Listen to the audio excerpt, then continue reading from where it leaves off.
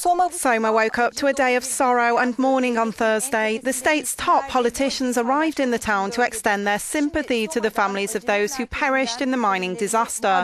Our correspondent is at the scene. From the pictures we've received, we see there is growing anger as well as protests, not just in Soma, but all over Turkey. What are your observations about these events? The families are very sad. They're in a state of deep sorrow and they're angry. In these kinds of incidents, of course, people can look for a target for their anger.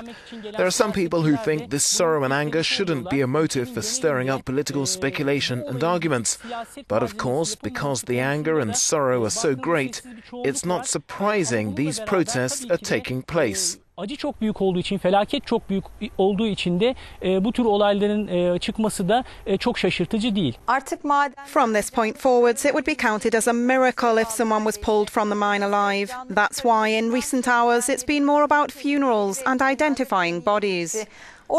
How's the atmosphere at the funerals? How are the families? What are your observations? The scene has been reminiscent of the Bosnian War. Rows and rows of graves have been dug.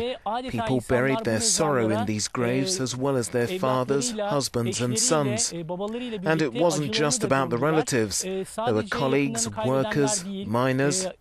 They were also extremely sad, because every day when they bid goodbye to their families, it could be for the last time. It's a very hard job, and from what we understand, there were some problems with working conditions also. People are reacting to those issues as well as the pain they're suffering. İnsanlar işte bir yönüyle buna tepki gösterir, öfke duyarken diğer yandan da çok derin bir acı yaşıyorlar. Bora, izlenimlerini bize aktardığın için çok teşekkürler. Kolay gelsin.